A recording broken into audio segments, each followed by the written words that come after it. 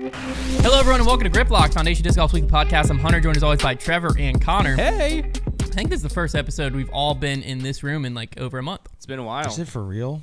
Yeah. I think so. Was there one in there? I don't know. There was. Well, because we went Christmas, the day after Christmas episode. Was everyone here? No, Konner wasn't here. Konner wasn't here. Then New Year's episode. Were you here for New Year's episode? Yeah. The day after New Year's? I don't remember. I think so. I think that was the last one. So that would be 20 days ago. Because then the 20 week days after, is a long time. week after Then Disney, then you were sick. then Disney, then I was sick. And then we recorded last week without Konner. So I was still kind of sick. Yep. Dude. Yeah, Life's 3 weeks. crazy. Now we're back. Feels We got a lot good. to talk about. We're going to have miss a you Patreon guys. question of the week, a little off-season movement. Actually, a lot of off-season movement. I don't know if all of this movement happened last week or if Ultiworld just updated their contract tracker. But Life is a mystery. it's a lot of, obviously, there's a big move. You already know that one. And then there's a big. lot of small moves. And then big. there's one more question this offseason is yet to answer. Talk through some PDGA stuff, the kickoff of the, kind of kickoff of the season, but not really.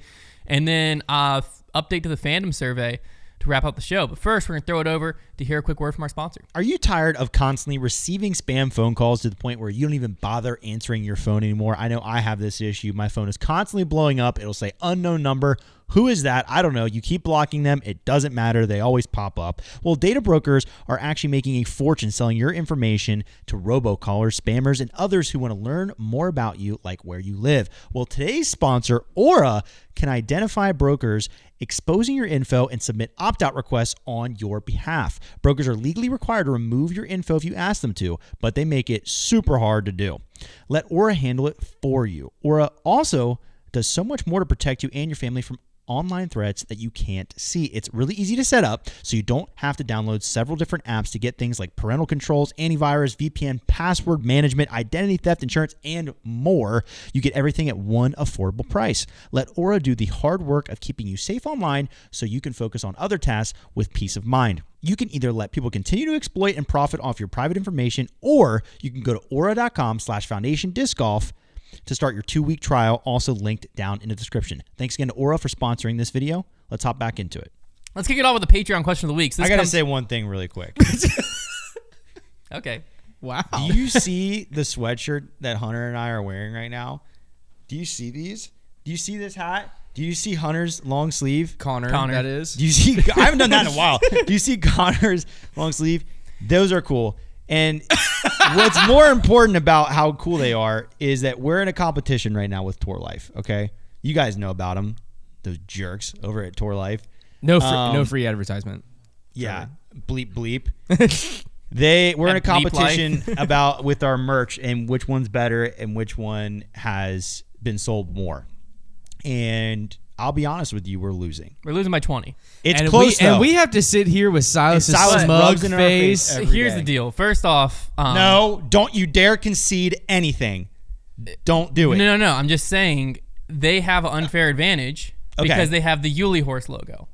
People are the number 1, 2, and 3 People need to hop units off the sold Yuli Hoos. is Hoos. the freaking Yuli horse shirts. People need to hop off the Yuli It's horse. all Yuli horse need to get on the beanies. lock. It's nothing to do with Tour Life. It's time to that's We good need- we need- point. We need Two or Trev three- Hunt Con. do We need this. Trev Hunt Con. 2 to 3. I think it was either 2 or 3 items between Yuli horse, then Take Grip them out of Lock, that 2 or 3 collection. items, Take them out of and that then collection. actual Tour Life merch. Take them out of the So if you collection. take them out, we're It's- absolutely killing Tour Life. Either We're way, stepping on their it's throat. time to lock in. That's because our stuff is about the collective, you Yeah. know? It's about There's this not- is we don't Grip have Lock. Konner This horse is Foundation. merch. It's No, yeah. we're not. Yeah. We need to There's start no Hunter slapping- horse we need or to start- Trevor horse. You know what? Here's what I'm gonna do. Here's what I'm gonna do after this video. Actually, so by the time you're listening to this, there's going to be a Konner horse shirt online. It's gonna be Connor's face with the dark horse wings coming out from the side. And you can buy that right now over at foundationdisc.com. And If we put it in sell the Grip 20 Lock of them, collection. just 20 of you have to buy them from the Grip Lock collection, the Konner horse shirt, and then we're caught up to Tour Life. That's it. No, check it out though. Grip Lock collection for reals. The Konner horse shirt will be there. I'm setting myself a reminder. That's too easy to do. I have all the so assets. funny, Yeah, I'll dude. take no time. Do we need to get permission from Brody? No. Ooh, he doesn't need to know. They're just It's just his wings. wings. He doesn't own the wings. Yeah, he doesn't own the wings. I'm just honored I'm going to be incorporated in Brody's logo. Konner horse. Konner horse. A dream come true. You know what? And if the Konner horse sells well, we'll do a Hunter horse and Trevor horse after. I love it. I just already have Connor's face from the monthly box, so that's too easy. Okay, let me just get this in here. That's funny. The Konner horse shirt. Now No, available. you guys I have honestly got a ton of the merch though, and we really appreciate it. But we are in a competition, so take this seriously. Yeah. Just like I said, 20 of you. If you're listening, you can be Also, one of the 20. let me just start out there. If you, I feel like one of those radios trying to do like a give-a-thon, sales-a-thon thing where it's like, you're the reason we're on air. yeah, No, one of you feels compelled right now. How much is that? How much is that hoodie? This hoodie's $40. $40, and for a limited time. I'm gonna throw this out there. Brad's gonna Okay. get mad at me. For a limited time, if you order within the next 10 minutes, From right now. you can get 2 for $80. Wow. Well, 2 for $79.98. Let me also say, if you guys I improved the deal. If you guys look at the collection and you're like, man, I'd love to see that logo or that design on this piece of merch, like insert here, comment it down below, and if enough people like it, then we'll make it. Yeah, like if you want a Konner horse hoodie now, Yeah, dude. you want a Konner horse hat. Anyway. We need to make Konner horse wings. I want Where you can become I want a your own Konner horse. horse trucker hat. Konner horse trucker. All right, back to the Patreon question of the week. That nonsense. So this comes from patreon.com/Foundation Disc Golf. We have a weekly podcast called the Heiser Club Mailbag where we answer each and every question that people ask. It's a great time. A bunch of other benefits over at patreon.com/Foundation Disc Golf as well. You can go over there and learn more. But this one comes from Joshua Peters. And he said, bless you, if you were, no one else could hear that sneeze. Not even anyone else. It was Silas. Silly sigh. If you were a big touring professional, would changing companies after 10 years for a quote-unquote new start or quote-unquote sounded fun be the mentality, or would it simply be for the money? No, I think the fresh start thing would work. I can say that though. It is tough because like I value loyalty. I'm a very loyal guy. So like I could see myself getting into a place, because you do see this a lot with certain companies where you get into that long of a relationship and like it feels like your family, and it'd be tough to like, I think it's easy to say, yeah, I'd want the fresh start and the new contract, but it would be tough to like leave those people that were like your family, especially if they were like with you from the beginning. But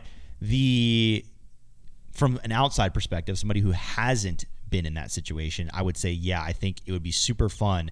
Imagine, like, I know Anthony Barella just went through this where, like, your whole career, you're throwing rocks, destroyers, T-birds, and firebirds. Your whole career. And it's just and like, he's young too, so it just means his whole life, basically. yeah, like, that's it. And then all of a sudden, you switch companies, and it's like, whoa, like, I'm going to try out this disc, and I'm going to throw this disc. Like, it would be just rejuvenating and make disc golf more fun. I think that mentality comes once the money's there, where it's like, I'm like locked in, right? No, I'm Eagle McMahon. No one's taking me from Discmania. We're family, you know. And then you get a contract that's like that Discmania either isn't going to match or won't match, and you're like, you know, it would kind of be fun. Yeah. You know what I'm saying? Like, Yeah, I you're think, not just going to go for nothing. I don't think it's like, I don't think it's necessarily that's your first mindset of like, I'm sitting there. It happens I'm like, after the now, it might be for Eagle, it could be a little different because he watched Simon do it and got to see how fun Simon had building his bag. But I do think, like, if I'm AB at Innova, I got to watch Paul do it. Yeah. If I'm Paul at Innova, If there's anything I think know, a lot of times it's like that contract money is like, makes you at least think. And then you start thinking of like, well, you know, I've thrown like someone's buzz once before. It would be kind of fun. And I am a huge advocate for just scrapping your entire bag and starting over. Don't even. We're not getting into that. There is a whole conversation before we hit record. that is what he's referring to. But I also think that it would be really fun. Hunter mentioned this also before he started recording, that like scrapping your whole bag and then going and being like, well, I got to find 25 new discs and like figure out how they fly.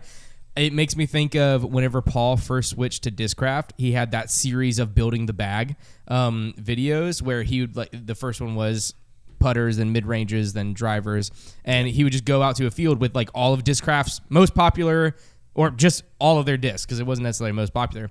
And it was so fun to watch him throw a fairway driver, not really having any idea what it does other than flight numbers, which are a lie, and like throwing them and being like, wow, this one actually did this. I kind of like that. I'm going to have to throw that again.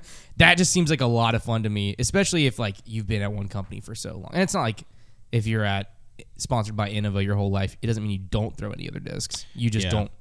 Not depends on the company competitively. Because like if you're with Trilogy, it's going to take you a lot longer to sift through everything. Or Yeah, that would Especially be because you stressful. like go throw it in a field and be like, "Wow, that disc was nice," and then it hits a tree and you're like, "Wait, what happened?"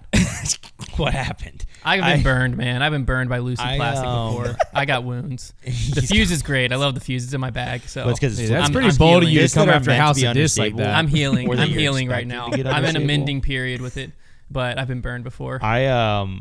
I also like. I feel like if I was with You've had that Innova verdict long in your enough- bag for a while. I have. The verdict and the fuse have hung around. They're there. Yeah, that's impressive. The And verdict's I mean, out on. I throw the MD3. Yeah. That is So true. not really trilogy, but I mean, Well, it's come on. Italian. It's Italian. Well, it's yeah. House of Discs. I feel like if I was with Innova after long enough, like I would be like, okay, you know what? Maybe this year I'm going to toss a Savant in the bag. Like this year I'm going to Yeah. throw a Corvette in the bag. Like, well, like Paul you have did that to a start- certain extent. I think He was pushed the mold a little bit. He was a lot of it, I think, because he knew if he ever wanted to get his name on discs, it's going to help if he was actually throwing them. And like the T-Bird was taken, the Destroyer was taken, you know what I mean? But like because the just took the Thunderbird, Destroyer. he like pushed it. He did take the Destroyer eventually, Yeah. but at the time he was right. because he pushed the crate for a little bit. He even got his name on the he crate, I had think. name on the crate. But I had the one, lost it. Thunderbird, he even didn't throw the Firebird. He went as far as to throw the Monster. For a Yeah. bit there, yeah. Like he was a very much because smart. Innova loved him, but the Innova collector market, a lot of it was like Paul's ruining the collector market because he's taking the T-Birds and making the Thunderbird more popular. hasn't been That's the same so since. crazy to think about. Yeah, That like the Thunderbird just like wasn't popular. it didn't even really exist. Yeah. everyone just threw T-Birds, and then Paul just changed. Yeah. because like Thunderbirds. everyone He just just- threw he just blew Rock, up. Leopard, T-Bird, Destroyer was like it. So everyone Mm-hmm. threw, but then Paul was just like meh. Because even crazy. He said he didn't meh. even really throw a Leopard. He went like T-Bird 3. Yeah. Yep. He did go T-Bird 3. Yeah. Yup.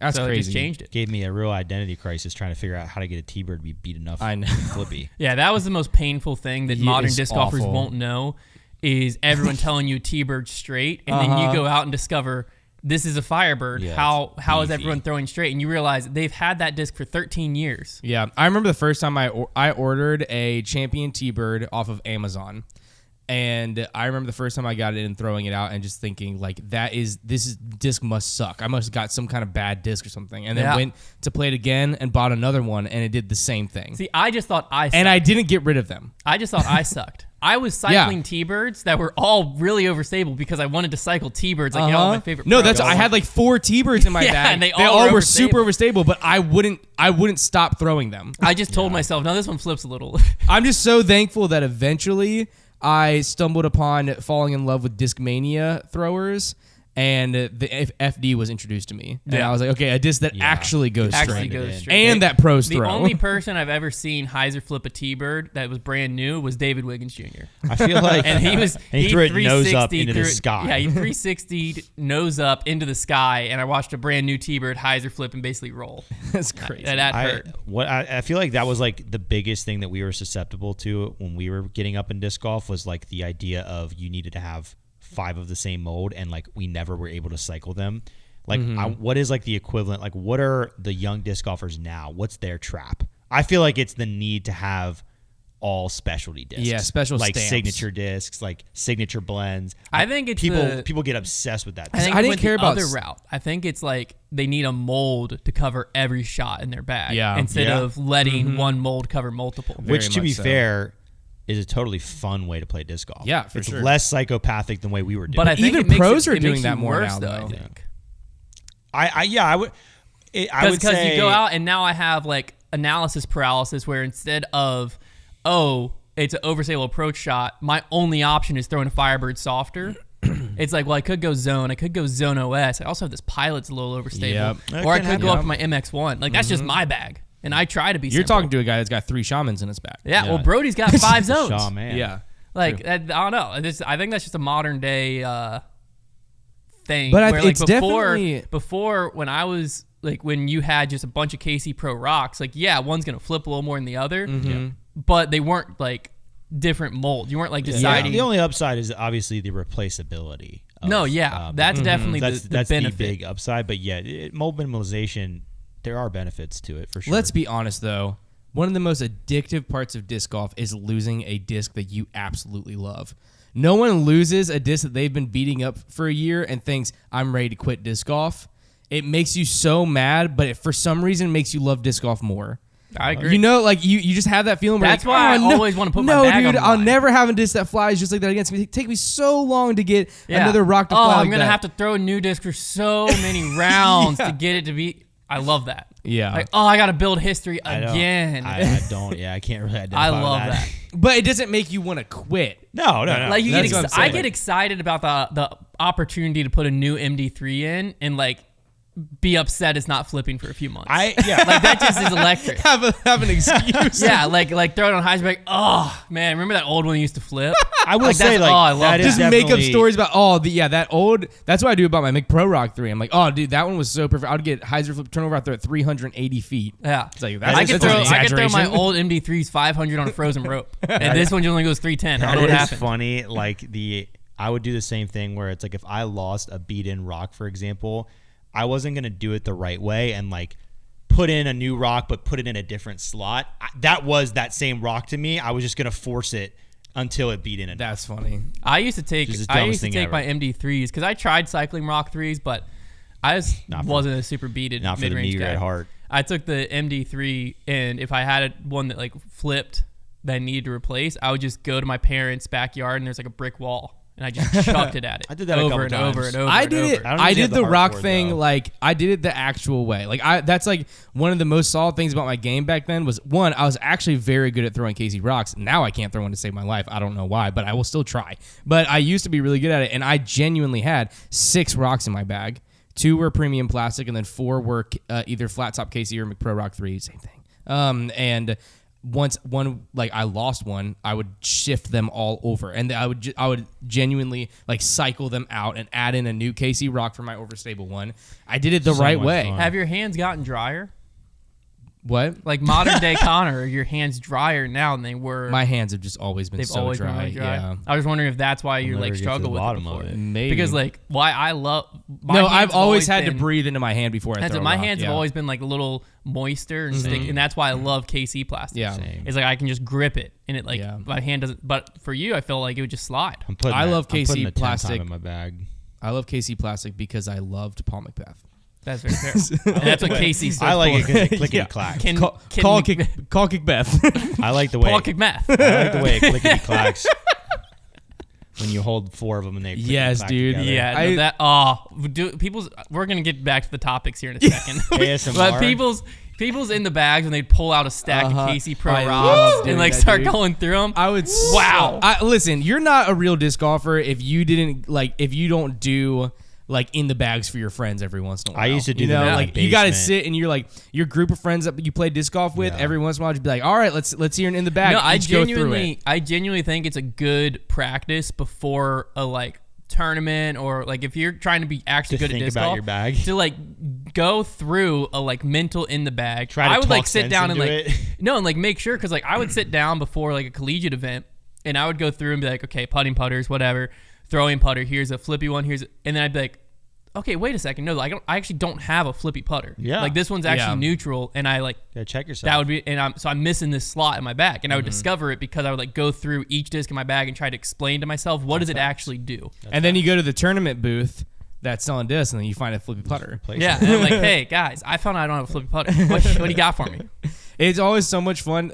We are really gone down the hole on this It's conversation. okay. That's why it's called Grip Lock. But We had to give everyone enough time to buy their Konner horse merch. It's true.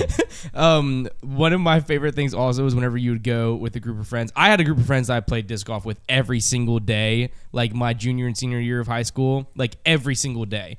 And I was so bloodthirsty obsessed with it that it didn't matter if it was raining or anything. I was playing disc golf. You guys all understand. We've all been there.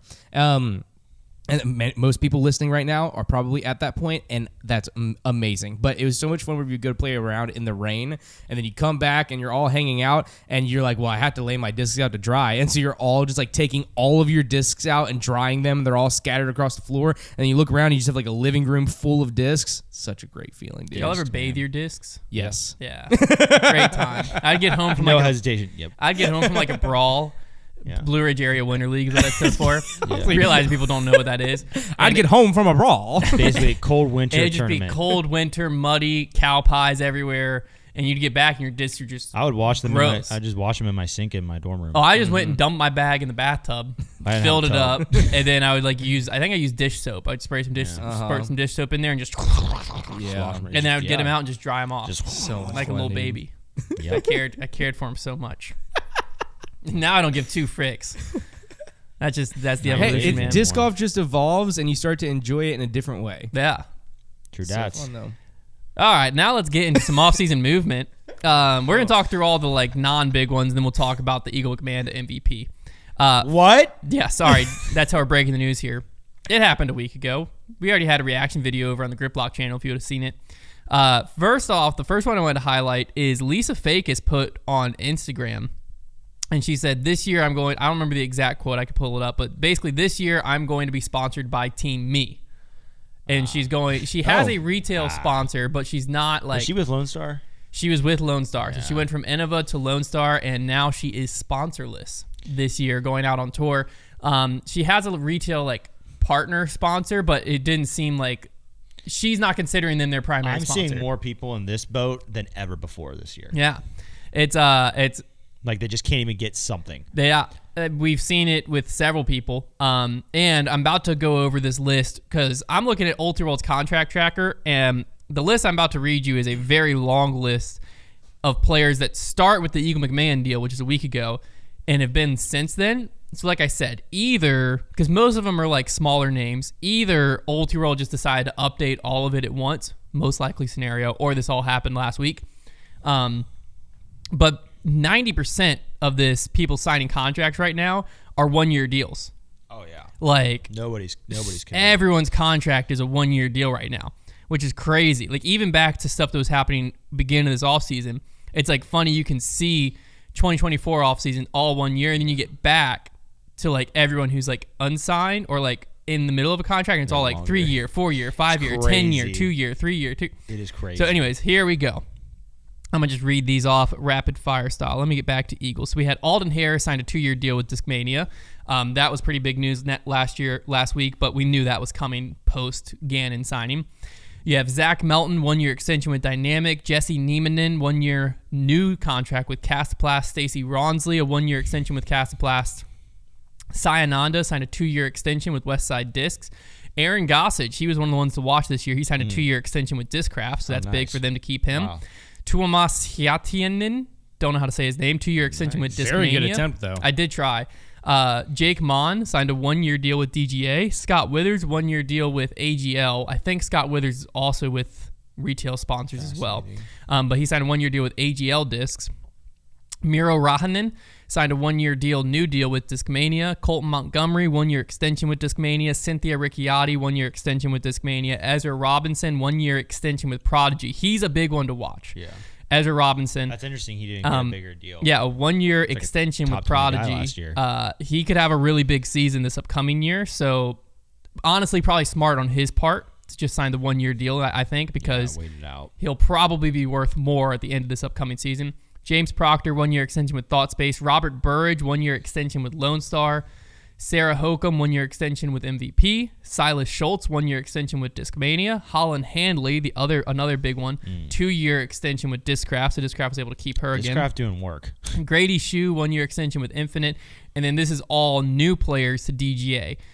I can never say her name right. Elizra Midling. Dude, she's good. Yeah, 1-year new deal with DGA. She could be a player. Basically, DGA kind of signed a stacked young team of like all these players could be someone to watch out for. Parker Welk, 1-year deal with DGA. Macy Vela Diaz got picked up by DGA. Evan Scott, 1-year new deal with DGA. And Sullivan Tipton, 1-year deal with DGA. They were going all in on the young talent. I like so it. they went all out there. But yeah, this is the year of 1-year deals. A lot of players, whether they wanted it or not, I would imagine a lot of these players don't want a 1-year deal. No. Which got honestly, the 1-year deal. I love that for us. Also, Tristan Tanner. I don't know if I ever said him we with talked about DGA. that last Okay. week. I love that for our podcast because that just means that free agency is going to stay interesting next year because all these players are going to have to decide what they're going to do. So again. the end of 2024, we'll have all the 1-year deals wrapping up. The only ones that are like, is there any monster deals? you that are have? wrapping up? I was trying to look at it. I mean, Cole Redolin could be an interesting one at the end of this upcoming year. He could Ella be another Hansen winner. could be another one. Certainly. Mason Ford, I think, could be interesting. Brody Smith. It'll be interesting to see what happens there. Ezra. Corey Ellis, Ezra Aderhold, Anthony Barella. There we go. Boom, boom, boom. Big Discraft names. Yeah, Discraft will be interesting next year. Trying to scroll down. Cat Merch will end up next year, as well as Jennifer Allen, Joel Freeman, Owen Scoggins. All them from Innova. 2025 is the year where things really start big ones opening up. Jeremy Colling ends next year. That's Isaac interesting. Robinson, here we go, ends this upcoming season. So we're going to be reloading. So, Adam Hammett is another one. Kevin Jones is the year after. Sorry, read him wrong. But yeah, 2025, you have a lot of like Kristen Tatar's up, Katrina Allen's up, Dickerson's up, Ricky's up, Kona's up. Like through 2025, you have a ton of like big players coming up. I think House of Disc goes Mbappe style with PSG and gives Kristen Tatar equity in the company as part of her contract. I was about to say, there's no way she moves from House of Disc. No, I wouldn't think so. I think they legitimately could give her equity in the company. I think she should negotiate that. That was like, we haven't seen that too much in disc golf. We've seen it a few times where like players have become part owners of certain companies. I really thought that's what was happening with Paul whenever he moved to Discraft. Yeah. I really thought that's Paul in a roundabout way, because like the PM stuff is like, I think they're partners in that. Mm-hmm. But yeah, I mean, we haven't seen it for a while. I'll put it that way, because again, I don't know how much that is public information. But we haven't seen it for a while where players were able to negotiate part ownership in company with and that could definitely be a bigger deal of like, if you're betting on yourself, like, hey, I'm a big enough player to carry this brand to the top, and it's a newer brand would probably be like, hey, we can't really afford to pay you, but if you want 25% ownership, we might be able to negotiate that. And you're like betting on yourself of like, I'm going to be like Gannon Berg could be like, I'm going to be the top guy for the next like 10 years. I can tell you for free. Let me carry this company to the top. I would take equity in House of Discs in a heartbeat. Well, House of Discs is a much different thing, because you're getting equity in a very massive thing. I'm saying what we've seen previously is like smaller companies. Like it would make sense if like a Mint Disc or Lone Star was able to land a Ricky. Right. And Ricky's like, I want 30% of the company as part of my deal. Still wouldn't be. And then Mint's like, okay, we can do this. You know what I mean? Like that. That's more what I'm talking about. House of Discs would be completely different, because 25. I mean, it would be like 2% of House of Discs. The original model was when Prodigy they didn't offer ownership, but they offered revenue. They sharing. did revenue share, yeah. But then they didn't make profit. It was actually profit sharing, yeah. And they didn't make profit. Which is as you wouldn't expect it, because they're a brand new company. And also like, why would they show profit if they're gonna have to give it to the players? Yeah, buy some new office chairs. It's literally the office surplus. It's like the office. Michael's like, you can either hand out bonuses. How have we never memed that? Like, if some people think it's funny to hang out outside of Burlington with a bucket of fake blood. If we were doing this podcast back then, like that office clip with the Prodigy situation dubbed over it, I mean, it's like we can either pay the players or we could buy this new copier, or you can buy 3 more injection molding machines. So Eagle to MVP, we got to talk about it. 5-year deal. He has reunited with Simon Lizotte. We don't have details on how much he's getting paid, which, if you remember, Simon, I don't think one of the details leaked. The details got leaked about his. So Eagle, much more under wraps, all of that. So we don't know how much he got paid. Over under total value game. I'll give you 5-year deal, total value guaranteed $5 million. Over or under? I think this under. For Eagle? Under? Yeah. $3 million. I think that's close. I think it's between $2.5 and $3 million. Okay. Because $2.5 would be $500K guaranteed a year. Yeah, I'm with you there. And that's kind of the range I would expect. I would agree. I think, I think that's probably the range it's at. But I mean, he's still kind of broken. Yeah, he can't throw yet. Yeah, like he's throwing lefty because he's still recovering from a surgery. Which there's expected to be a full recovery where he's throwing forehand and backhand, but like. It means they might have got him at a discounted price. They might have got him on clearance. They signed. I mean, you signed him for a 5-year deal when he's still injured. Is like that's a big risk as a company because he's popular, right? Well, and like they got him 40% off. That's true.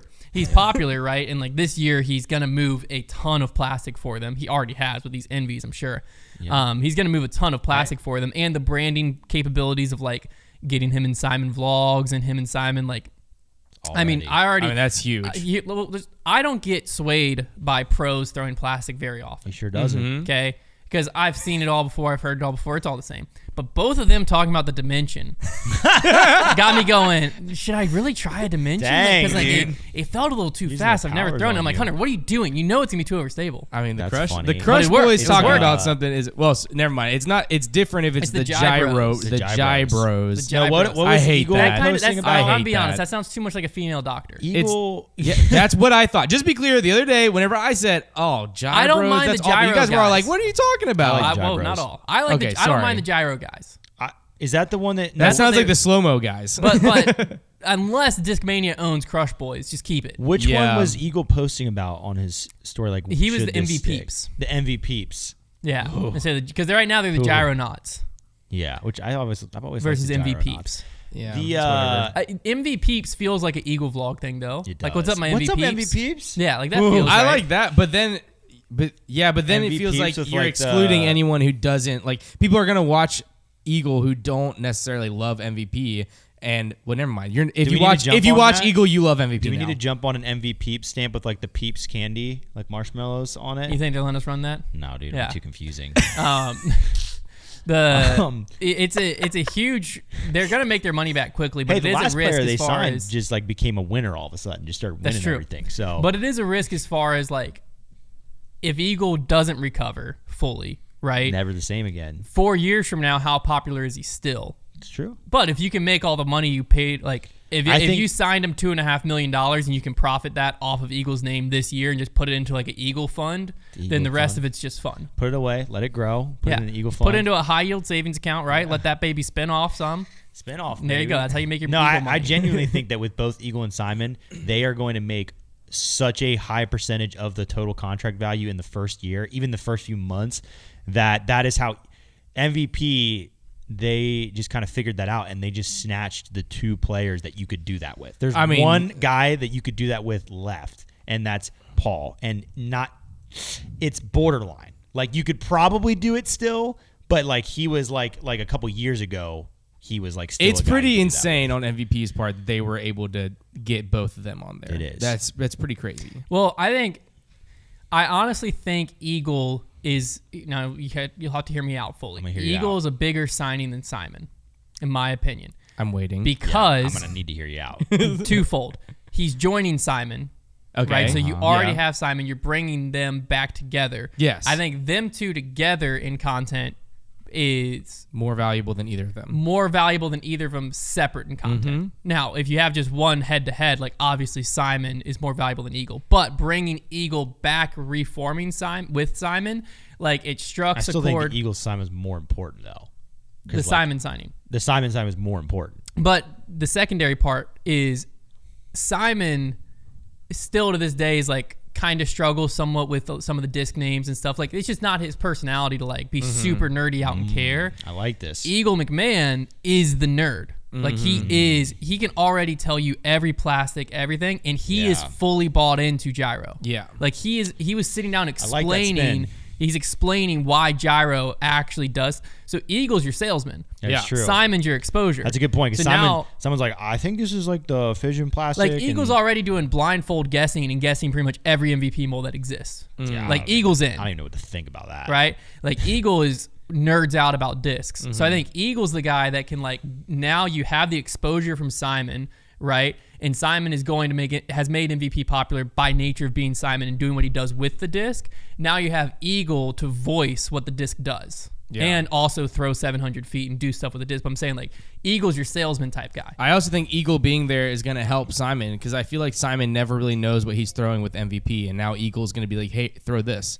Well, yeah, no, I feel because I think them two together just they match each other's energy very well, and they make both of them have like awkward's the wrong word, but they have that like same they're like awkward. nervous awkward energy that when they're Yeah. together they're not, Uh-huh. and it like it just fits. Well, I think also the way that they like pair together really well is if you're watching coverage, I think people are a bigger Eagle fan, but if you're watching YouTube content, people are a bigger Simon fan.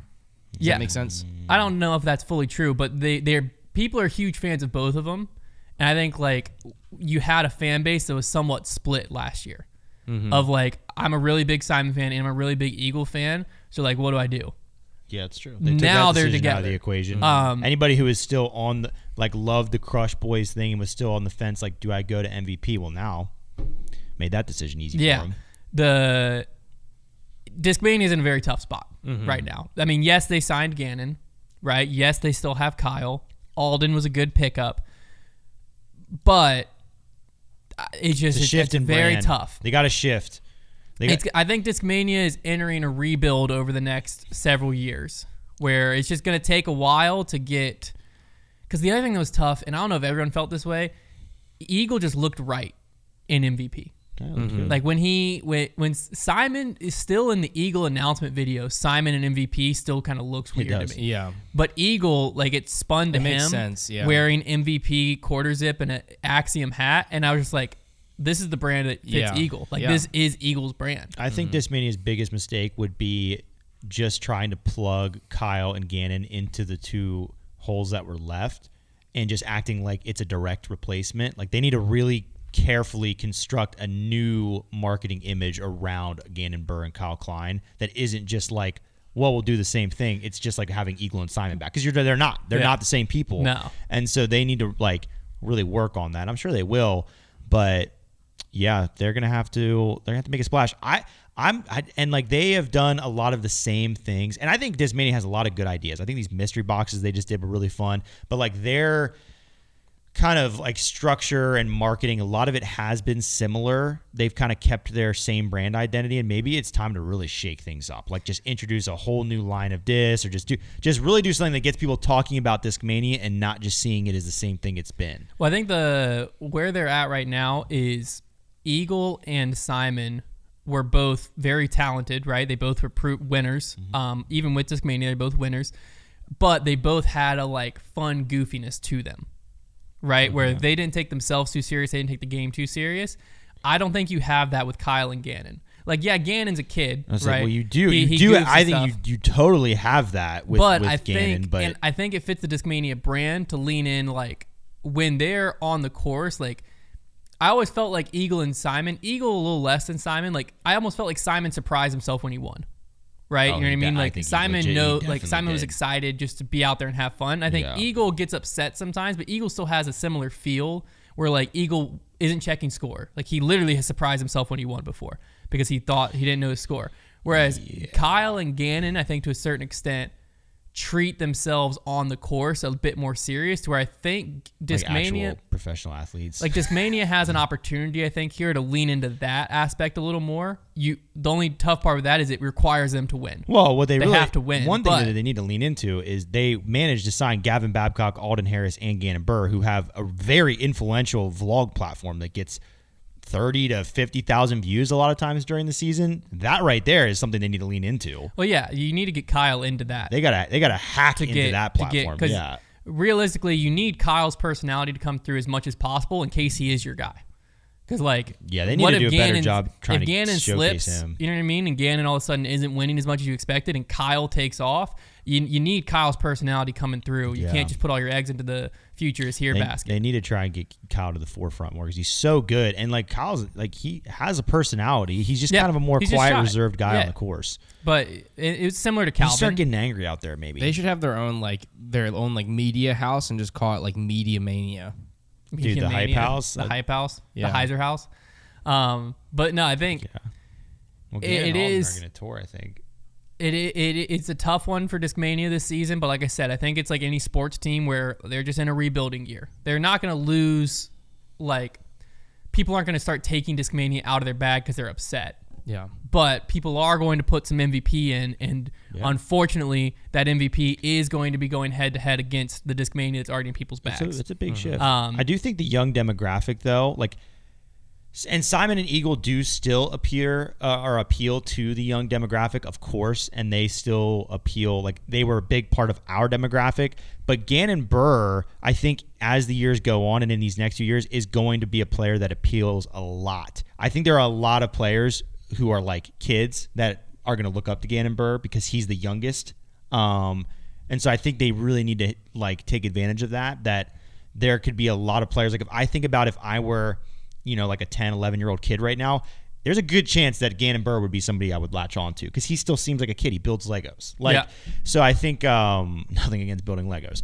But I think that is something they need to really take advantage of because Simon and Eagle, like at the end of the day, like Simon was always like kind of the young guy that we all latched onto, but like we're older now. And Simon is like a 30-something-year-old dad, like about to have a second kid. Right, like they are getting older. So like that is going to happen and you do have now a younger replacement. It's just about positioning them in a place that they can I hope make that their mark. Discmania does something to make me interested in them because I'm at like a kind of an interesting spot with Discmania because the only reason I care about the Discmania name at all is because of my memory of old Discmania. That is the other None problem. of their new stuff inspires me at all. It's so like I hope that, but I don't like that. I don't like that I feel that way. Well, that's the other problem and I think this is the Eagle move where I think the detriment could come from is it was the final part of the old guard, right? Of like, people already were like I was still clinging on to Discmania a little bit because I fell in love with it when it was Simon and Eagle. Yeah. And you had Paul throwing it some. He was throwing FD3s for a little bit and stuff like that. And like I loved that. And we were all Innova simps. Yeah. Right? Okay, now we're all not really that much Innova simps anymore. We still are. But, you have Paul moved to Discraft, but Discmania was still made by Innova, then COVID and all this. Now Discmania is not made by Innova anymore, but Eagles and Simon are still there. Now Simon's gone, but Eagle's still there. Still gives you the feel. But now Eagle's gone, and you're left with a Discmania that wasn't what you first loved. Yeah. And Like now the new MD3s aren't the same MD3s. you just look at it for what Where it did you is see that now. he's having another kid? by the Simon, way? he Yeah. posted in tour schedule. On his touring schedule. Yeah. Okay. He said his touring schedule I, starting in I May. missed that. I was like, where did you see that? His touring schedule is starting late because they're expecting a second there you kid. go. Hunter just broke That the was news. just like he just tossed it into the end of his caption. Like there wasn't a picture or No, anything. yeah, he just threw it in there. So I was just like, You got to what read, the heck? man. But I don't read. It's the ending of like an old guard, and you're right. Like there's a lot of people I think in your shoes where it's like this new Discmania doesn't really interest me, and what the problem they could fall into is if Gannon falls in love with the old Discmania plastic, you're screwed. I think, in my opinion. It should be in all Discmania contracts that you can't throw the old Discmania. I agree. Burn it all. It doesn't make sense to me. They do a big plastic burning out in front. Because basically what happens is I'm Gannon Buhr, okay? Here's my sick old MD3, my old PD2 and stuff like that. Those molds still exist, right? I mean, Innova literally sells them as Metal Warrior or whatever and calls it Mid-Range Disc 3. And then you have the Power Driver 2, that's the Elixir. Like, if I want to go find Innova Discmania, Phantom Sword. it's not hard. Phantom Sword for the PD. It's not hard for me to go find it. Well, And I now think you're just driving traffic away from your brand. and back to Innova. you know he is gonna throw the old stuff because he joined a collector's group. I know, but that's at the very least they could have like stamped it like the new stuff. They made If it I'm made it way Discmania- too easy for us to know when Yeah. he posted it Yeah. in the bag, and it's like incredibly obvious If because I- it's one thing if it looks like the new stuff and you're not going to know unless you like really know Gannon and it won't really get out. But yeah, when it was made pretty clear. That's what. If I was Discmania, I think that's the one thing I would have changed. Is like that's in the contract. It's like you can't throw. That's not our plastic anymore. Yeah, like those aren't our discs anymore. Yes, they have a Discmania. you can't make money off of those anymore. Dynamic Disc used to stamp Innova stuff back in the day, right? Paul won his 2012 Worlds with DD on the back because it was like a custom stamp and dyeing company. Yeah, right. Ricky Wysocki can't throw a Dynamic Disc stamp Firebird. That's not it anymore. It doesn't matter that that was a Dynamic Disc stamp back in the day, right? Because what does that help them with? Nothing. I think that's a similar boat of like, and I don't know what the relationship with people internally at Discmania is with like the Innova stuff, like They how probably much have a lot of nostalgia for it. like how much because they were all part of that brand transition, and they're probably very proud of the stuff with Innova, Exactly. as you should be. It was incredible discs. But if you want us to care about the new stuff, your pros have to care about the new stuff. Yeah. And like you got to move on. Yeah, I wouldn't be surprised if they gave him a percentage though, because I will say like whenever he was talking about his new bag, because that first in the bag they posted was clearly like right away because when he did his collection video just recently, he talks a lot more about what he's going to bag, and I was pretty impressed with the amount of new stuff that he is putting in his bag. Like it is like 80 to 85% new Discmania. He was even talking about throwing the Method, like that's his favorite mid-range. And so I would be surprised if there wasn't something in there, but who knows? I agree, though. I think that Discmania, it would be a mistake to just go right back into old Discmania mode. Like their pattern for years has been like they do the characterized signature discs and then they kind of just, right now they're just trying to re-release all their old molds, and I think that is important. But like, just do something, like do a brand new thing. Like maybe, and like I know Discmania fans might hate this idea, but maybe don't do the characterized signature disc for Ganon. Maybe invent a new way to do a signature disc. Like, I don't know. Well, try to just spice it up. He's also throwing the Rainmaker in that first in the bag, and I wonder what happens to like that mold, because that was like Eagles mold. You know what I mean? Yeah, it depends on if they own it or not. Yeah. Just a shallower P2. Yeah, or just throw the P2. I guess he could at the end of the day. Toss it. Not that drastic. No. Well, he loved what was the P1 that he threw all the time? He threw the P1 like 500 feet. Ganon or Eagle? Ganon. I think he had like a PA1? PA1. PA1, yeah. He loved the PA1, obviously loved the PA3s. Mm-hmm. He loved the distortion he threw the crap out of. Yeah. Which I guess his Razor Claw tactic, I guess, is the closest thing. Mm-hmm. Yeah, they're pretty similar. Yeah. Just a little deeper. It's closer to a harp, honestly, the Razor Claw is. But they fly the same. So it'll be a very interesting season to see what happens. But Eagle to MVP. MVP was already hard to find. Good luck this year. Hopefully MVP can, with that new warehouse, spin up production to be able to keep up with demand. Yeah. MVP, I feel like, is still in the COVID boom. Almost. They're the company that has stayed in that Cloud 9 the longest. Where it's like, because of the sign. If you see a hex or a glitch on the shelf, you better buy it, because who knows when you're going to see another one. It's true. Yeah. And like it's that impressive. was all of disc golf for a while there. They've been dominant. MVP is still just like can't fill orders, that I feel like, which is a great spot to be as a company, because you just got all this money. Well, I mean, it's kind of a terrifying spot because you're like, how much could we be moving right now? Mm-hmm. But it's also a great spot because you have all this money coming in and you're just making plastic for money you already have. It's the age-old question all these companies will ask themselves these days, especially the ones that are struggling for money. It's like, if we could have made, like, where was the limit? Yeah. Like none of us will ever know. Like, how even much us. plastic could Discraft have sold? We did like a drop a month. Could we have done 3 drops a month? Who knows? Yeah.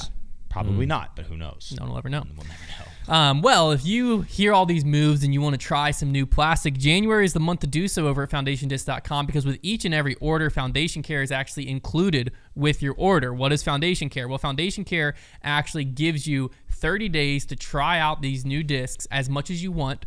And if for whatever reason you don't like it, you send us an email, we'll send you a shipping label, and you send it right back to us, and we'll send you over a disc you know you love. So maybe you hear me talk about the Thunderbird all the time, but you're a vulture thrower. You don't know if you're going to like it.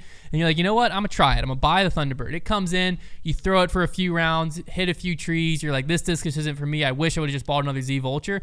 No problem. One email, you get a shipping label, boom, boom, Z Vulture's in your hand. It's just that simple. Normally, this is a $2 service to add onto your disc, but for the month of January, it's included with every purchase. No extra stuff you got to do. It's just automatically included. So if you bought a disc in the month of January, not working for you, just send an email over. We'll get it taken care of. I just still can't believe that that's something that we offer. It is. Yeah. It's great. That's Great way to try new discs. Yeah. One question, we're not going to harp on this for too long. Where do you think Nicolas Antela is going? He announced he was done with Discmania, or maybe not, but he closed the chapter, as he put it. It's got to be Prodigy, right? In December 30th, he posted it. 2 days after he posted, he just bought a brand new BMW. Let's go, Nicholas. What kind of BMW? What? I don't know. Car. I saw sedan. Nicholas at USDC. Good looking guy. It's probably an X5. Nicholas is cool, dude. Yeah. So December 30th, 2 days after that, he posted that in his post said, "I'm grateful to Discmania for their willingness to help me go after my dreams. However, after 3 Finnish champion titles, a European champion title, and numerous memories, time to turn the new page in my career. Announcement about my future coming in a few weeks." It's got to be Prodigy. It's a few weeks ago. Prodigy is what I think. Yeah. I would be shocked if it was anything but Prodigy, but who knows? Lone Star. They're definitely waiting out to be the last announcement of the season, which I like that. You know? Usually I feel like all the companies get in a competition with that. But, like, there can't really be another. Like, he's kind of the last one we're waiting on. There's not really any twists. Once we have him, then we can do, like, some winner and loser of the offseason stuff. Fine. But we're just waiting for Nicholas. Love it. Save it for Legolas. debate night, man. Save it for debate night. All right. It's time for our fan favorite segment, Trevor's Trivia. Okay. Trevor. You know, others have tried, but Travis does it better. He does. Thanks, dogs. I think I have a fun idea today that I came up with. Cool. I like fun. It's going to be called... Hate ideas. It is going to be called... the flight number total game. Oh, And I like this. think about flight numbers as a math equation. Not really. It's not that complicated. Please Okay, excuse my I did dear not Aunt like Sally. that. You have a disc in front. Grab that MD3. So what are the Died by one of what our are the patron what are the flight numbers on members. MD3? Can you see them? Oh, I believe it's 5501. 5501. So 5501 would be 11. 5 plus 5, 11. And if you had a minus in the disc, you would subtract that. So Oh, that's how. okay. Just think about every disc. Positives as, and minuses. every disc as the sum, PEMDAS. I mean of- negatives. the sum of their flight numbers, and then Got if there's it. a subtraction. Yes, sir. I'm going to spit out a number, Okay. and you guys at the same time are going to. You have 5 seconds to blurt out the name of a disc that you think Oh is my closest gosh. to that number's total. Okay. If you yell out the same disc, whoever yells it at first gets, the other person has a switch. Okay. And we're gonna go by whoever is closest earns a point. It doesn't matter the distance you are further away. It's just whoever's close to get a point, and then whoever's the most points at the end. This I is think a I have great game. I'm gonna 1, lose 2, my 3, mind. 4, 5, 6, 7. I'm Take freaking out away right 1. now. So there's seven total. So Okay. there'll be a winner. Okay. I guess unless there's a tie, we'll figure it out. Okay, you guys ready? Yep. You're gonna have 5 seconds. The first one is 10. Mako 3. MD3. I did wait. just realize True, that the MD3 that is kind of 1 point away from it. Yeah. But what is you Mako said 3 is Mako probably 3? It's probably 5500. 5500. Yeah, That I might could be dead on you it. could have won. That would be an impressive considering. Oh, I'll also mention once a disc is said, can't be reused. Okay. Yeah, you may have just absolutely snatched Mako's, that. they definitely go 0-0. Yeah. Mako's always do. Is it I don't know 5400 or Mako. 5500? Mako 3, I got one right here. The Surely Mako it's a 3 is a 5. 5500. Oh, There you go. come on. Right on the dot. Connor takes point 1. Okay, so you can't reuse Well, the this scare disc. when he said 10, my mind goes beast, and I was like, "No, Hunter." It's tough. I'm It's tough. shaking right now. This game, it's That's why it took me so long. Is I kept thinking of 10 speeds. I'm It's like, "No, not- Hunter. it's If it starts with a definitely- 10, So you wait, lost." this isn't technically like a speed game. well, you have because- to do it well, in yeah. 5 seconds. Oh, in 5 5 seconds. seconds. Okay. Yeah. I missed that. But no, you can take the full 5. Yeah. Nail it. Okay, the next number. I have to close my eyes. I can't. I know. I is- think I do too. 17. Destroyer. Raider. These are fast. Destroyer is going to be Destroyer is a 12. -1-3. So Raider is a 13. 19. Destroyer is 19. Let's double check. I don't So know Number what was Raider is. 17. I A think Destroyer is a 12-5, so 17, 19. what was the thing again? 17. So you're 17. 2 off. Ooh. The Raider is it have similar, more but turn, I think you though? might have 20. No, you're going to have more than that. It's Oh, 13-5. So that's 18 minus 0.5, 17 and Ooh. a half Oh. plus 3 Dang. puts you at 20 and a half. Dang. Hunter takes the point. That's tough. Big dog. Only minus 0.5 on Yeah, that. that's crazy. what I thought I would get something out of the turn, but Liars. Okay, 1-1. this just in. A Okay, are you guys Raider ready is for the more next one? overstable. Ready? Mm-hmm. 4. AVR. Berg. Oh, you got it just in time. Berg's a 3-speed, I think. I was trying to. AVR. Glitch is what I was trying to try to freaking get. I think at AVR might. I have no idea. AVR is like AVR 2201 is or a 2301. 2301. Yeah. So that is 6. A You're Berg's 2 like off. 330 something. I think. It's got to be 3300, right? I don't know. I feel like The Berg is a 1112. It is a 1. So 5. 5. So you win. Oh, nice. Okay, the Berg was a 1-speed. I was trying to get to a 1-speed. Yeah. And I couldn't figure it out in my You head. told me a bird I is just faster than 2-1 AVR. Hunter. No, Berg's slower than AVR. Slower, Alrighty. I mean. The next number is 21. Colossus. Illusion. Ooh, just in time. You guys are very Illusion's timely. the same as a Destroyer, I think. Oh, dang it. You're right. The flight numbers are the same. I was just But counting. I mean, you'll be close. I was just counting on Colossus criminal is flight 14 numbers. Yeah. plus 5 is 19 minus 1 Oh, man. to 18 plus 3, 21 on the dot. Is that the number I was going for? Wow. Haha. Wow. Blackjack. 21 on the dot. That's insane. And then the Illusion's the other one. I I think think it's the illusion 12, 5, is. negative 1, I think 3. it is destroyer flight numbers. Yeah. Illusion. I was just Yes. counting on them just giving me criminal flight numbers and seeing if that would The help me. Illusion is a. Oh, it's not. Oh. 12 plus 6 Minus 1 plus 3. So it's at 20. 20. It was Wow. a great Okay, so guess. it was a good guess though. Hunter 3-1. So Hunter wins a round now. It's over. That's fine. He deserves it. There's 3 more though. You can make the comeback. Okay. Don't call it a comeback. Your next one. Also, if somebody runs out of time, they lose a round by default. And you guys have been very close. The next number is 12. T-Bird. MD4. Ooh, we said it just in time. Well, because I already said MD3. I couldn't say it again. T-Bird T-Bird's got to be way more. disc. Just the normal T-Bird. For some reason I forget about the It's glide 7502. number. 7502. Yeah, That is 14. 14. I forget about the glide number, and I just think about speed and fade, and then I'm like, What was It's the tough. number? 7? The number was 12. 12. Okay. 550. Wait, that's not the right one. MD4. MD4. I said MD4. Why is it only giving me images of MD3s? Here it is. 5401 puts you at 10. So Konner wins. 10 to what did Well, you we're have? tied. 14. He had 14. We're tied. Okay, tied. So we'll okay, so just get rid of that. we'll throw round. away the round. Yeah. We'll throw away the round. We'll keep going. Okay. It's so hard to hear the number We could and tie at not this think point, about though. specific numbers. Now we'll add in another one. Make sure you can't win. Okay, your next number is 1. Glitch. Boreum.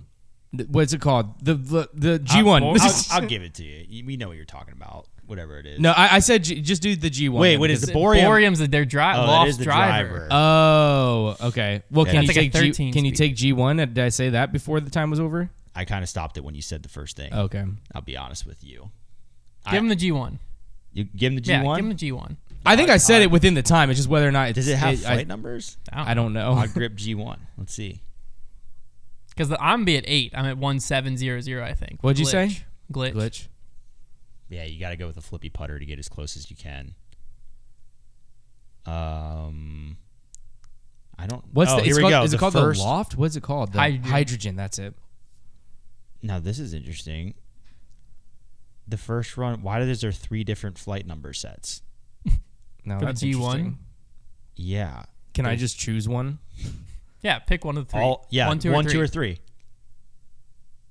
3. 3. people got it in their ends up hands, being said a it's way too 3, flippy. negative 2, 1, which is a 5. I think he's gonna be. That's definitely gonna beat me. Because the glitch has like 7 glide, Disc. 6 or 7 glide. What's the turn on it's it that though? glide. Yeah, 1700. Yeah, 008. Okay, 3-2. We move Go. on. Our next number. I'm gonna poop my pants. Our next number. You're wearing the right ones to poop. They're round. True. Our next number is 7. Rock 3. MD5. Rock 3 and MD5. Rock 3 is not correct. Well, It's like a 5. 5503. So you're at 13. The Rock 3 is a 5403. So you're at 12. 12, so 5 off versus the MD5. Yeah. what was the number again? 12. 7. 7. The MD5 Seven's a putter. 5304. So it's a tie. Tied. Wow. Throw it out. Throw it out. On to the next one. This is intense. Hunter just needs one more to clinch. I'm clinching all right. Your next number. Let's see here. Yeah. Your next number is 22. Corvette. Literally, Time. and you like He I was got 'em. literally thinking Corvette, and then you Dang. took it from my brain. Hunter gets What is a on Corvette's time. flight number? I couldn't think on the spot. Once Gotta be close. once the thing I was gonna guess The was disc that's gone, 22 nothing else on the existed. dot, I believe, is a Ballista Pro. That's the one I like modeled it after. Okay. Because a Ballista Pro is a 03. Maybe a boss. Corvette is 14.6. Honorable so mention, 20, it's boss. 21. 21. Can you give me an honorable mention with the boss? See what that is. That's just one worse than Destroyer. One A more than boss is Destroyer just a like 13.5, negative 1.3, I think. Okay. The Ballista So it's Pro is 21. 21. Okay. There you go, Hunter. That was a Done. fun game, Very Trevor. close. Very stressful. I just saw that today and I was like, that's one way that nobody thinks about flight numbers. Very adding true. them all together. So Yeah. like your brains are gonna get scrambled. I'm impressed it took that long, and it's only because Hunter took the one you were thinking of to like not go out on time. It was like I was okay with thinking of this until the like answer I had was gone, and then my brain just wouldn't recover. Yeah, that would have been an incredible recovery. The Shelly Sharp Memorial went down, which there's always like a few events that happen out in Arizona. Who was Shelly Sharp? I feel like we don't get that. Like we always talk about this tournament. I'll Google it. Who was Shelly Sharp and like why are we remembering Shelly Sharp? I want to know. Always like a kickoff to the event or the season somewhat, because like an 8th year that happens, all the Arizona pros typically play. So you had Parker Welk, AB, Drew Gibson, Aaron Gossage out there, and I think you even where is he at? Andrew Marweed, although Marweed ended up DNFing. You know, my favorite tradition of this tournament, because all the pros are rusty, is somebody on hole 1 on lead card always throws an outrageously bad putt. I think it was Drew Gibson last year. It was Marweed this year. He clanked like a 15-footer. Yeah, well, Marweed was having back spasms. He must have had one right in the middle of that putt. He just progressively got more and more pain throughout the round, so he DNF'd. But some notes I took kind of from the first round coverage. So ended up Parker Welk won in a playoff over AB. Drew Gibson came in 3rd. Was Hammonds not out there? Hammonds was not. He's actually headed to Arizona now. Interesting. So he might play the next one? He might play the next one, which I forget what is next. Called, yeah. But Drew Gibson, round 1, looked normal out there. He struggled a lot in round 2. I think put up like a 966 rated round, which who knows what that means. But then came back in round 3. Rusty. So this was like his first tournament, I think, in 7 months. He looked normal. Yeah, I'm honestly pretty impressed with Drew. I haven't watched the round 2 coverage to see what happened, but round 1, it just looked like normal Drew. Yeah. No, his putt looked fine. He had like a bad spit out or two. He had like a few bad breaks, but his throw was looking good. Yeah. His putt looked fine. I mean, he should be able to torch that course. Yeah. AB, again, this is how AB looks every year, basically. He comes out. You think AB and Adam Hammonds are about to tear the tour up because they look filthy, and then they get to the tour and they just play normal. That's what happened this year. Hammonds won last year, and AB should have won last year. Yeah, AB, he looked good out there. I mean, he ended up shooting a 54 in the final round, which is what allowed Parker Welk to tie him. So he kind of choked it away in the final round. So I guess that's still coming from last year. But AB otherwise looked pretty normal. Aaron Gossage also looked like Aaron Gossage, i.e. 15-footers. This man's terrified. He still had some putting yips. It was funny because Parker Welk was like trying to talk about like, yeah, he's been working on his putting, blah, blah, blah. And then like he would miss a short one. And like Park Welk was trying to like make excuses or like, tough. Yeah, with this putting changes. That's just what we saw. Aaron Gossage is like the embodiment of if I would have got good enough to get on tour, that's what I would have looked like. Where like I would have probably been a pretty good thrower and just the putting would have stayed there. Yips. Yeah, yips. It's just a mental thing because his putt. Totally. He hit some putts where you're like that was the most confident putt I've ever seen. Oh, you can just tell he's. And then there's totally some where he just can't get out of his head when he gets to. It's the close ones. Like 30 footers, he's deadly. Yeah. But then you get him to like a 15, 12 footer, and it's just like you just can't figure out what 50, height to throw the putt. Yeah, he's trying to jam him in there. It's a tough distance. That Jeremy Coling like eject the disc out of his hand. Real quick. You know he doesn't look as scared as Jerem on the putting green because Jerem just looks like when he throws a putt, he wants to get that disc as far away from his hand as quickly as possible. Dude, shout out Big Jerem. He posted on his Instagram like that his wife had like painted the top of their vaulted ceiling. It was like, look how cool. And I was like, oh, nice. Dude's house is legit. He's got a big old house, and he lives in Charlotte. Yeah. Good for you, Big Germ. Innova's getting it done because that house has to cost $500, $600K. He's just getting a house that's proportional to his body. That's true. He needs tall ceilings. Yeah. Gomez was posted like a clip from like the catch thing with Brian Earhart where Big Germ had 3D printed a disc, and he was telling the story of like the first time he 3D printed a disc. He's trying to recreate his AVR X3, and he brought it to this course in Charlotte. I think it was in Charlotte. And he like brought it out, and he'd been printing all night. He's so excited, and he threw it and aced with it. Oh, and what? It shattered on the basket. That can't on hole be one. real. And so he printed it with like this time with like a more bendable polymer, a gummier polymer, and then brought it back out. And so he's like, so now let's see if we can ace again. He didn't ace. Although I will say, if there's anybody out there, like Big Germ and Sexton are two of the just like sneakiest frisbee throwers on tour, where like you give them a putter in like close distances and they're deadly accurate because they can just spin it so well. Yeah. I remember watching them at Nationals one year. They were there and they were playing can jam on the 2 practice baskets and just throwing dimes to each other from like 120 feet away, just right on the money. They can spin it, man. They know how to spin it. By the way, did a deep dive on Shelly Sharp. Can't figure anything out. Somebody Okay. let us know. Somebody in the comments. Their will let us Facebook know. page has almost no information on it. It's probably a disc golf. Somebody from like the disc golf community out there. Yeah, You someone would in the think that comments on let the us know. Shelley Sharp Memorial Facebook page, though, they would say what like the origin of the good memorial was point. or something. Nope. Come on, guys. Final thing we'll talk about before we do our in the bag segment and then wrap up the show is Ultra World released another part. This is actually a few weeks ago. We just never talked about it, I don't think, of their fandom survey, which is what are fans' favorite tour courses. I found it to be interesting. So number one by a long shot was Maple Hill. Yep. Okay. Not really surprising there. W.R. Jackson and Northwood Black were basically tied for second. Little interesting. Yeah. Nokia Disc Golf Park was in fourth.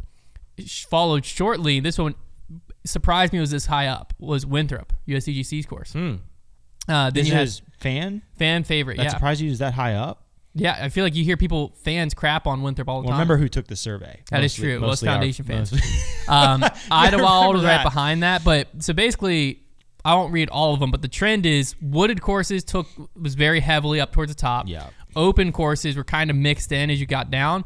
Golf courses, people hate. Well, but no. Yeah. The survey is what's your favorite. It's not rank on a scale from one. That's why this survey, when I looked at it, was misleading. I wouldn't expect people to put golf courses as their favorite course. Now, I agree with you. The data would probably show a similar thing, but they never gave us a chart showing this is where we rank courses from 1 to 10. So technically, no one on that list said they just dislike because golf Wild Horse courses. is on the bottom of the list doesn't mean everybody hates it. It means it's nobody's favorite course. And I mean, some people, it's some people's favorite. right, but like, and golf courses are very like, even if you like them, they are what they are. They're not really going to be like, ooh, that's my favorite course on tour. So like, I was wanting them to give us better data. We just learned which courses are people's absolute favorite, not like, do you like these courses versus hate them? One of the just do another one that they asks did least say one of the favorite. clearest trends among fans is they dislike golf courses on tour. Every active golf course was at the bottom 50% of favorite courses. Of the 2,800 voters, only 217 chose courses. at least one golf course in their top three. But that's what I'm saying. I wanted it, like most of the other stuff with like the pros, they gave us a 1 to 10 scale. And I would imagine the data, like I'm not going to deny it. The data would probably This is say another something interesting similar. one. It says golf courses make up 33% of the tour, but only 6% of the votes for fan favorites. But yeah, for favorites. Maybe people are starting to warm up to them. We'll never know. Because I wouldn't choose a golf course in my top 3, I don't think. That's true. If I had that for like restaurants and I said Chick-fil-A was my favorite, it doesn't mean that Popeyes is my Right. I hate Popeyes. Right. It's just like people aren't going to choose. And I think that does say something. It says people are not going to pick out a golf course, disc golf course, as their favorite course. Like they're just not willing to do that. That is data. It's just not going to tell us. I think it's a little misleading when you throw that chart up there, and most people are going to read that initially. I did, and be like, oh, but everybody hates the golf courses. No, it just means it's not their favorite. And it's just interesting to think about. I mean, based on posts I would also everywhere online, Yeah, everyone hates the golf I would courses. agree. I would agree with you. And that one, there's nothing. But I would be curious to see the deviation. Like if you had Wild Horse, are there people? Would it be like high, low, high? Well, Wild or would Horse it- isn't even close to the top golf course. I know, Top but golf course is Glen I de just Vere want to know East. how people would vote for them. Like, would it be like there are some people that are favorites, nothing really in the middle, then a ton of people who I mean, dislike it? 3 times the amount of people thought Emporia Country Club was better than Wild Horse. Wow. Yeah. Dude, they're all from Kansas.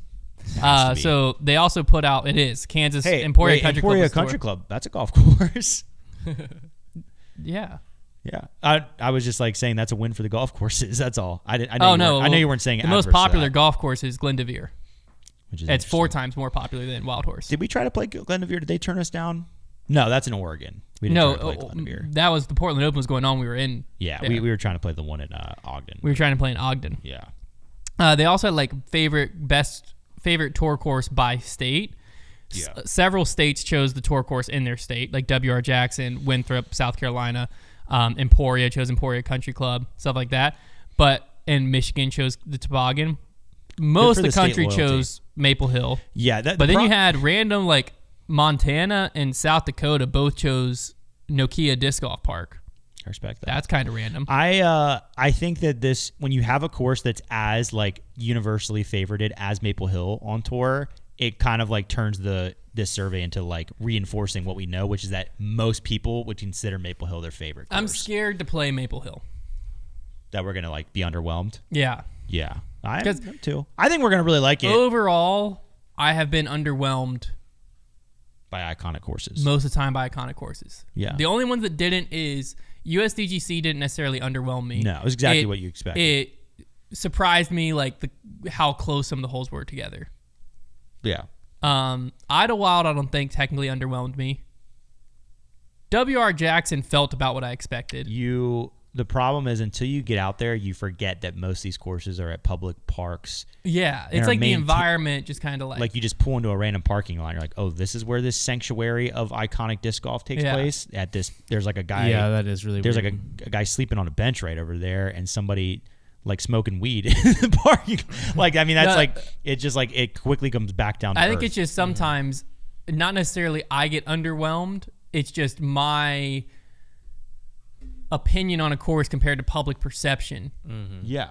And Maple Hill. No, we definitely hold courses. The only thing it's about gonna Maple be. Hill, I think it's gonna be hard for me to play Maple Hill and love it as much as people love Maple Hill. Is more so what I'm trying. I think that's more. It will be interesting because it's I won't be. Private. I don't think I will be underwhelmed by my expectation of Maple Hill. Yeah. I just every time I see Maple Hill is like by far the best course in the world. I'm like, really? Like it's that far better than every other course? Yeah, I gotta be honest. Even watching it, I'm like, I don't know that I enjoy watching it that much more. Like it would probably be close to my top courses. It'd definitely be in my top 3. But it's not like head and shoulders above every course on tour to me. And a lot of that is because of how iconic it is. But it is a private property, so I would be interested to see, like, is there a difference in the level of how this is maintained? But, like, we always know when a course is in a forest, you can only maintain it to a certain level. It's in a forest. It does have a lot of iconic holes. I think that helps its case. But, yeah, I'll be curious to see. The only one that, like, let me down a little bit was the Beaver State course. Because like it felt like that was iconic. Yeah, I think the layout let us down. I felt like it was iconic before I got there. Because the park and then is I left beautiful. it, and I don't remember. The only hole I remember is the last one we played. Yeah, that park was absolutely stunning. I think the layout let us down, and also I think that I thought there was more iconic holes there than there was. I think there were a lot of iconic holes, but I think when you're playing them instead of like. I think playing that course felt so much different than filming it. Yeah. Because filming's always at like different angles where you can see more of the fairway. It's true. And it was just like throw a hyzer, let it flip up a little bit, and finish. Yeah. And then do that 55 more times. Yeah. And throw some putts. Yeah, I'll be curious to see like if we play Maple Hill and we're like, oh yeah, like New London, Maple Hill, they're on par with each other, or if we're like, wow, there are things that separate this as a disc golf course. Yeah. I don't know. We will find out. All right, we're gonna do it in the bag segment. This is going to be the most iconic YouTube disc golf videos. I posted the last one. I don't remember who won because it was like a month ago. Instagram. It was on Instagram and Twitter. Well, can we find it? Actually, yeah, if it was on Twitter. Just find it on Twitter. Let me see if I actually Instagram posted on Twitter. I know I posted it on Instagram. Let me see if I posted on Twitter. Tweet. Thanks, Hunt. See, like you can't do anything fun like that for X. That's true. Player 2. XX. Like what? Oh, I won. On Twitter. Tweet. With my top hat. Top hat and drone. So Trevor decides the order. Okay. This is a tough one. Because there are some like... I feel like most of my videos... There's only like one video on here that everybody would go for. I don't even remember which one I put. But there are some... I think I was player 1. You were the rifle because Konner was making the whole thing about bullets. And then what did he have? Bow and arrow or something? No, but bow and arrow is also with rifle.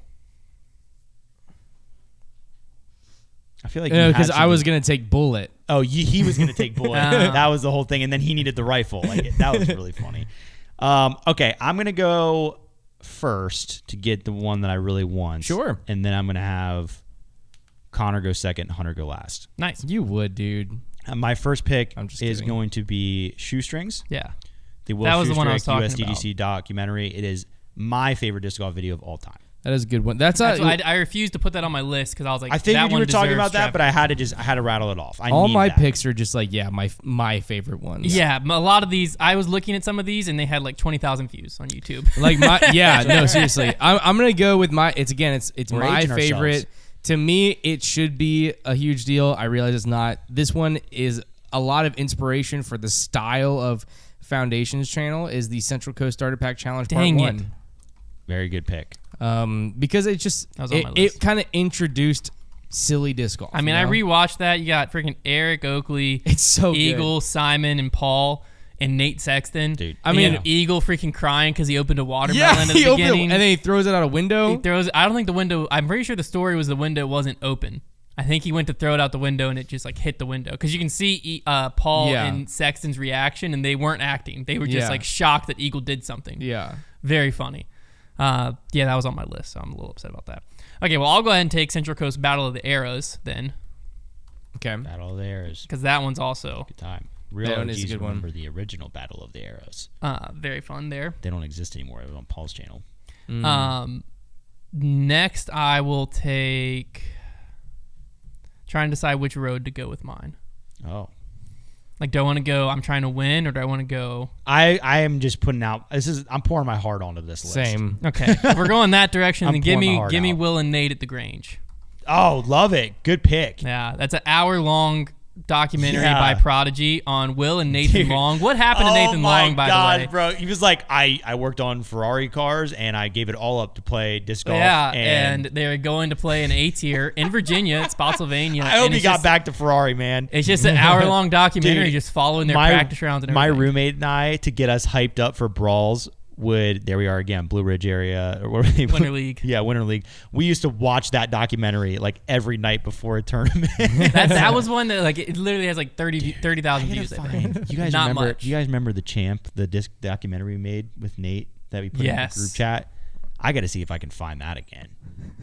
Did you ever see that? I think I had to have. Holy cow! If I can find that again. My next one is going to be...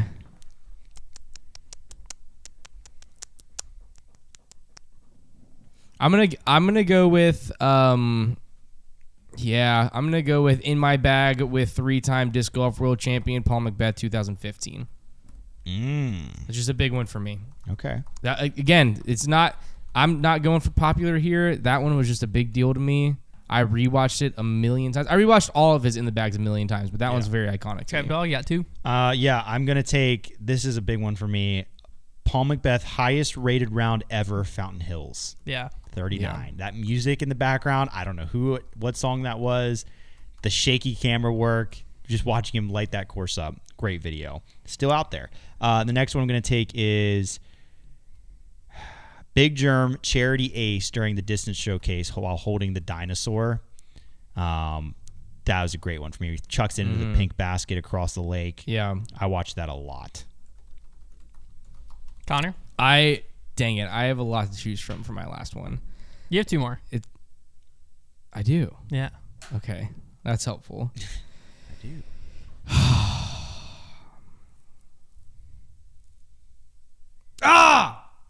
Okay. I'm going to go with these two. First, I'm going to take epic disc golf battle Brody Smith 8 years ago with Avery Jenkins and Simon Lizotte. It's good. And before I even really knew who Brody was, I just watched this and I was like, who's this guy throwing this disc like this?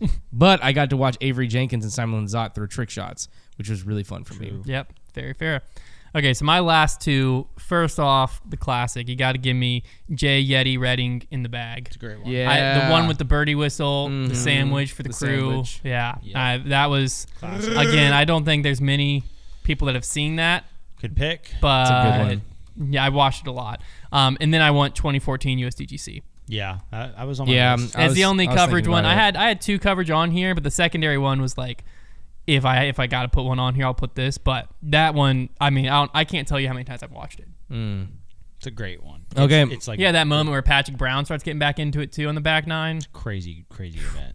My last one is greatest disc golf round ever. Paul McBeth shoots 18 down.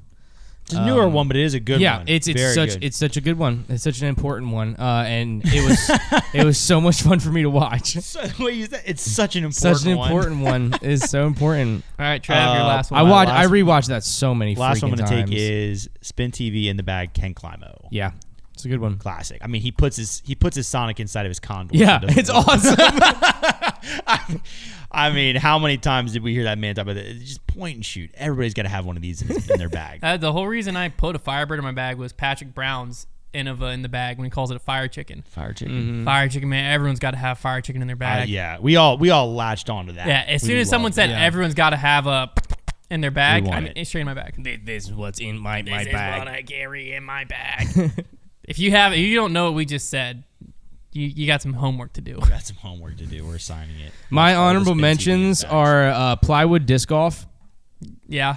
And then also the trick shot battle, Brody Smith versus Avery Jenkins, just because I love looking at that head of hair on Brody.